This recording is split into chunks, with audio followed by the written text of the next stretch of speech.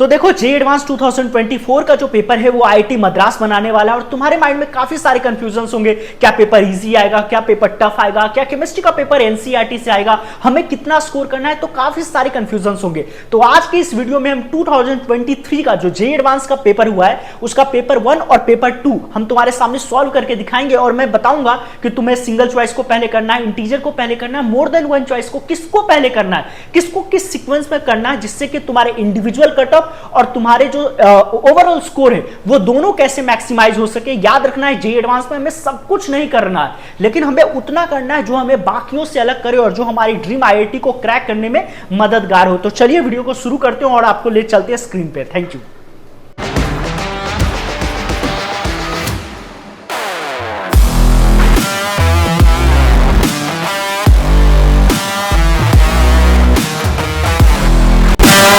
So hello everyone, तो आज हम जे एडवांस 2023 का जो पेपर है केमिस्ट्री का उसको डिकोड कर रहे हैं और आपको बता रहे हैं कि अगर आपको पास पेपर जैसे ही आएगा 2024 का तो आपको पेपर को किस प्रकार से अटेम्प्ट करना है जिससे आपके सबसे ज्यादा मार्क्स आए।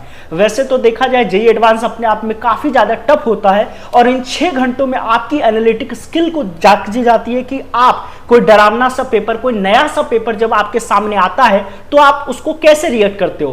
बिकॉज जे एडवांस में तो कोई भी क्वेश्चन आएगा वो बिल्कुल नया होगा। वैसे केमिस्ट्री में बात करी जाए तो थोड़े बहुत सिंपल क्वेश्चंस होते हैं जो अभी हम देखेंगे।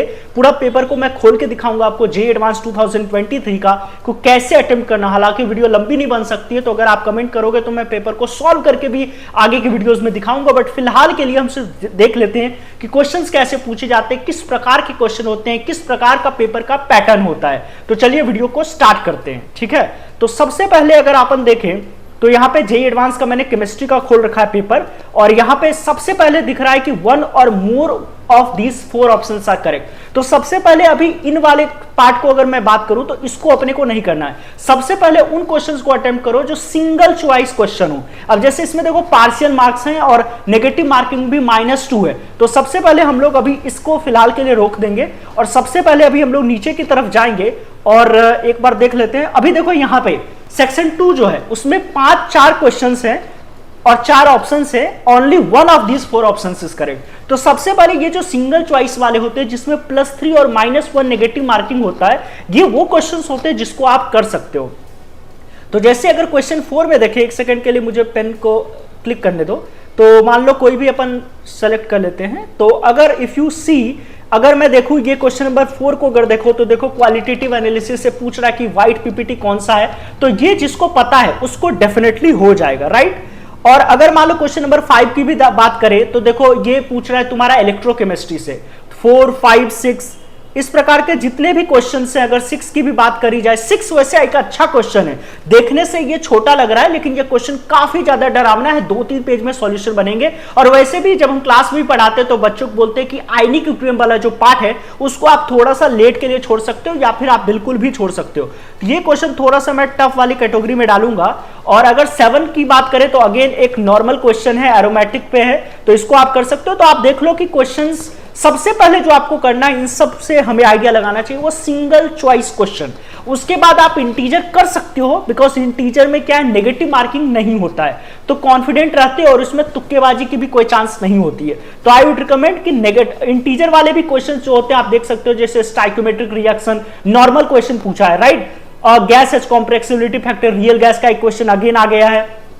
उसके बाद देखें तो लॉग वर्सेस 1/T, थर्मो का क्वेश्चन है, नॉर्मल वाला 1/T, केमिकल इक्विलिब्रियम का बेसिकली ये क्वेश्चन है।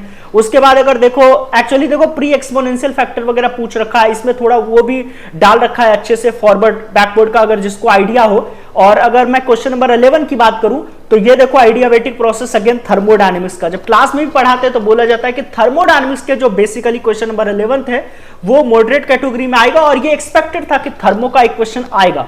तो अगर हम पूरा पेपर को देखें 12 में अगेन तुम देख सकते हो कि स्टैंडर्ड गिब्स फ्री एनर्जी, देखो अगेन एक क्वेश्चन थर्मोडायनेमिक्स का और केमिकल इक्विलिब्रियम को मिला करके पूछा गया है। तो अभी तक अगर आपने थर्मो को रिवाइज नहीं किया है तो वो काफी ज्यादा मैंडेटरी होगा। और 13 में अगर तुम देखो तो LiLH4 वो रिडक्शन वगैरह के क्वेश्चंस पूछ रखे हैं। और सेक्शन 4 जो है, अगेन अगर तुम यहां पे देखो तो सबसे पहले क्या करना था, सिंगल चॉइस, उसके बाद आपको इंटीजर पे जाना है अगर आप कॉन्फिडेंट हो तो। और पेपर में भी अगर फिजिक्स केमिस्ट्री मैथ है तो जो आपका फेवरेट जोन है सबसे पहले उसको पिक करो, मतलब जो आपका फेवरेट वाला जोन है सबसे पहले उसको पिक करो, सो डेट कि आपके सबसे ज्यादा कॉन्फिडेंट आए पेपर के फर्स्ट हाफ में। मतलब 1 घंटे के अंदर अंदर ट्राई करो कि किसी भी तरीके से जो इंडिविजुअल कट ऑफ है सब्जेक्ट के, आई वॉन्ट टू से इंडिविजुअल जो भी कट ऑफ है सब्जेक्ट के, उसको पार करने की जरूरत है। और उसके लिए 10-10% अभी होता है, तो सारे फिजिक्स के, केमिस्ट्री के, मैथ्स के, मान लो अपने पास फिजिक्स है, अपने पास केमिस्ट्री, अपने पास मैथ है, तो इन तीनों के हम क्या करेंगे, सबसे पहले हम लोग इसके जो भी सेलेक्टिव वाले पार्ट्स हैं उनको कर लेंगे, जिससे कि हमारा 10-10% मार्क्स आ जाए। तो उसके लिए क्या है, सबसे पहले सिंगल चॉइस को पकड़ेंगे एंड इंटीजर को पकड़ेंगे। उसके बाद देखो ये वाला मैथ्स का कॉलम भी काफी आसान है, क्योंकि +3 और -1 है। और ये भी देखो, एक को अगर तुमने पिक कर लिया कि ए का पी का 2 होगा, ये सबसे ज्यादा आसान है। इंटीजर से भी पहले इसको कर सकते हो, बिकॉज अगर तुमने एक पी और क्यू को भी अगर डिकोड कर लिया तो इसमें आंसर बन सकते हो। और काफी आसान है, आप देख सकते हो सिंपल रिएक्शन है। अगेन T2G EG ये वाला भी आसान है, कोऑर्डिनेशन का क्वेश्चन है। This is from coordination compound, that 2 is very important in case of inorganic chemistry. उसके बाद देखो ये नॉर्मल इन्वर्जन कॉन्फ़िगरेशन इन आइसोमर्स, डाइस्टोमर्स पे क्वेश्चंस पूछा गया है। और उसके बाद क्वेश्चन नंबर 17 की अगर बात करें तो एसिटोफिनॉन, इटार्ट रिएक्शन, ये सब बेसिक जो क्वेश्चंस होते हैं उनके बारे में बात किया गया है ना। तो ये वाला भी क्वेश्चन अगर देखो, Gattermann Koch reaction, these are what, these are very very important, right. तो ये वाला अगर मैं बात करूं ओवरऑल पेपर 1 की, अगर मैं कहीं पे एक एम्प्टी स्पेस ले लेता हूं, सो इफ मेरे को ये बोलना है कि सबसे पहले आपको सिंगल चॉइस पे जाना था। उसके बाद मैच द कॉलम भी इस वाले पार्ट का आसान था।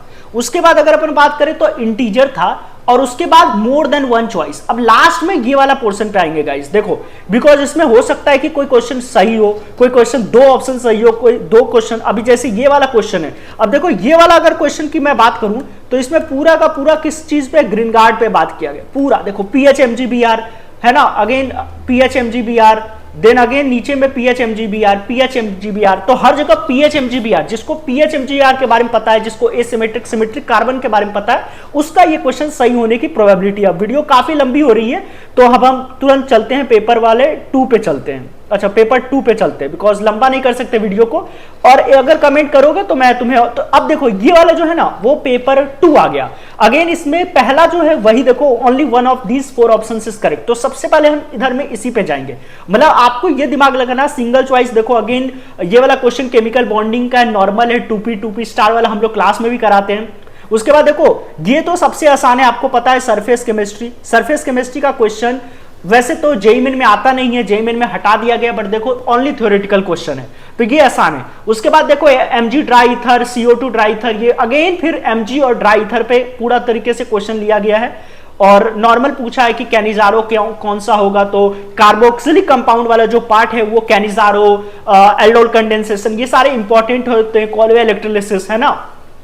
अगेन देखो ये बायोमोलिक्यूल्स का क्वेश्चन है, अगर आपको स्ट्रक्चर वगैरह पता है तो आप बना लोगे, है ना।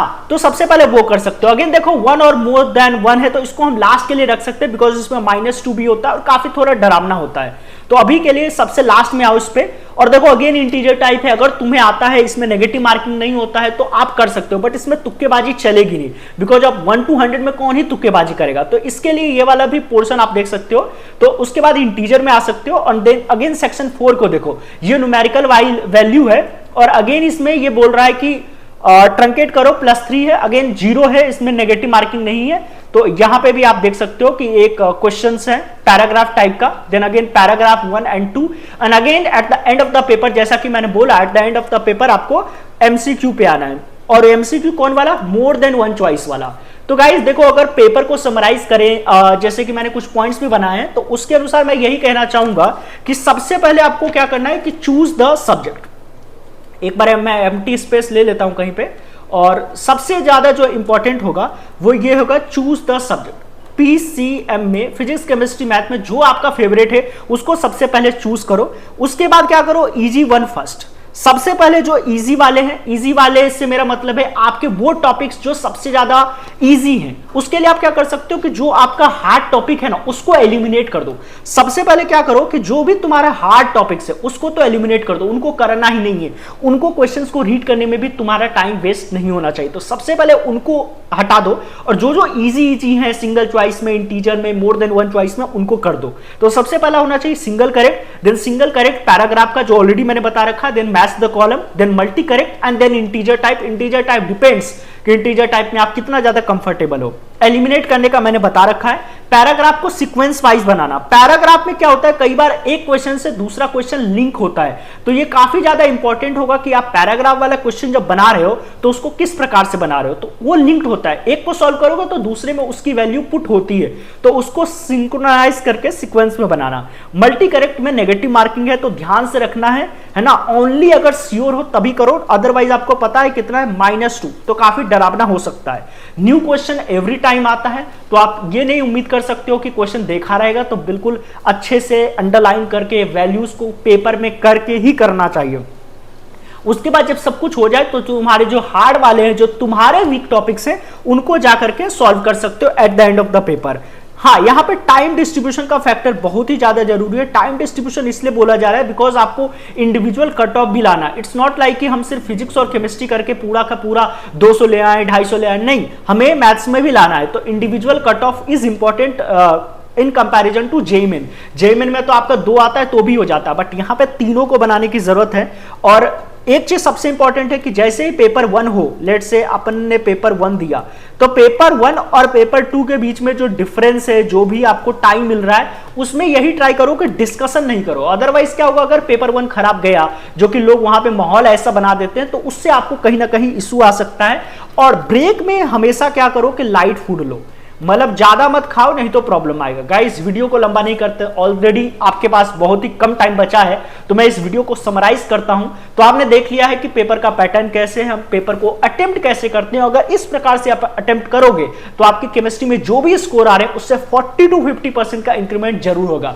तो मैं उम्मीद करता हूं कि आपको ये वीडियो पसंद आया होगा। अगर चैनल पर नए हो तो प्लीज सब्सक्राइब करें। Thank you and love you all, bye.